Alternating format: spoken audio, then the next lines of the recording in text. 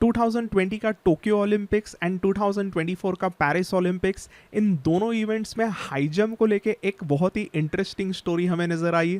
तो 2020 ओलंपिक्स के हम पहले बात करते हैं।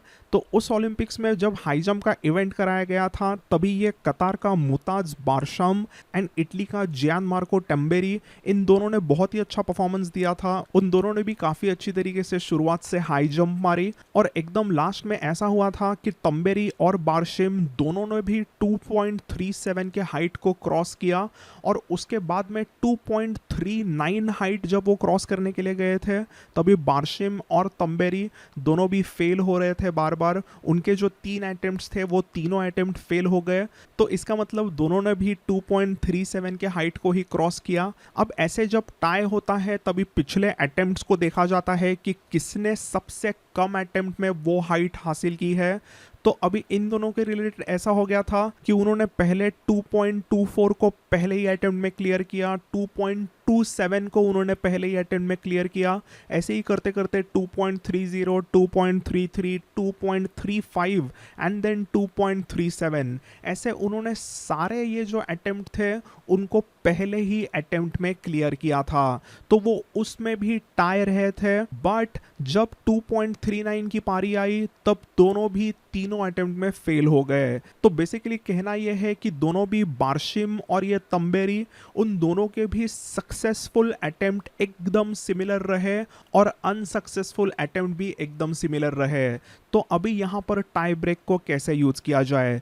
तो यूजुअली ऐसा होता है कि उन दोनों में एक जंप ऑफ को किया जाता है, मतलब एक हाइट दी जाती है और दोनों को एक सडन डेथ की तरह खेलना होता है। एक पहले आएगा वो जंप लेगा, अगर वो मारता है और दूसरा नहीं मारता है तो वही के वही वो जंप ऑफ पहला वाला जीत गया, या फिर पहला वाला नहीं मारता है दूसरा मारता है तो वो जीत गया। तो इसे ही जंप ऑफ कहते हैं। और उन दोनों को भी हाई जंप के जो ऑफिशियल्स थे टोक्यो ओलंपिक्स के, उन्होंने पूछा कि आपको जंप ऑफ करनी है क्या?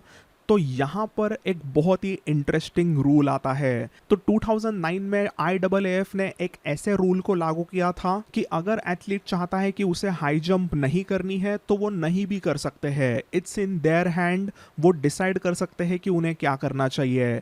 और यहाँ पर बारशिम और तम्बेरी ने उन ऑफिशियल्स को वही पूछा कि क्या हम दोनों गोल्ड मेडल को शेयर कर सकते हैं, क्या हम जंप ऑफ नहीं करना चाहते हैं? तो सरप्राइज सरप्राइज, एक्चुअली ऑफिशियल्स ने हाँ कहा, because as per 2009 rule players decide कर सकते हैं कि उन्हें जंप ऑफ करना है या नहीं। तो अगर ऐसा होता है तो जो टॉप के 2 प्लेयर्स हैं उनको गोल्ड मेडल देने ही पड़ेंगे। सो ओलंपिक्स के हिस्ट्री में एक ये बहुत ही हिस्टोरिक इवेंट हो गया कि एक इवेंट में 2 एथलीट्स को गोल्ड मेडल दिया गया and that was really unique historic thing to see. तो ये तो हुई टोक्यो 2020 की बात। बट अब आते हैं 2024 के पेरिस ओलंपिक्स में, एंड यहाँ पर guys you won't believe it, Paris Olympics के मेंस हाई जंप का जो इवेंट था वो भी लिटरली टोक्यो ओलंपिक्स के तरह ही हुआ आखिरी मोमेंट तक। यहाँ पर जो 2 एथलीट्स थे, न्यूजीलैंड का हैमिश केर एंड अमेरिकन शेल्बी मैक्यूअन, इन दोनों के परफॉर्मेंसेस आखिर तक एकदम सेम रहे थे। उनकी हाई जंप मारने की सक्सेस सिमिलर अटेम्प्ट में हुई थी और जो भी उनके अनसक्सेसफुल अटेम्प्ट थे वो भी सिमिलर रहे, 2 ईच रहे थे दोनों के अनसक्सेसफुल अटेम्प्ट। तो इसके वजह से यहाँ पे उनको जंप ऑफ करना है या फिर गोल्ड मेडल शेयर करना है, ये पूछा गया। और यहाँ पर थोड़ी सी चीज़ें चेंज हुई। तो इसके बाद में उनके बीच में जंप ऑफ हुई जिसमें 2.38 को वापस उन्होंने लगाया, दोनों ने उसको क्लियर नहीं किया। 2.36 को भी दोनों ने क्लियर नहीं किया, बट 2.34 को हैमिश कर ने क्लियर किया एंड शेल्बी मैक्यूअन उसे क्लियर नहीं कर पाया।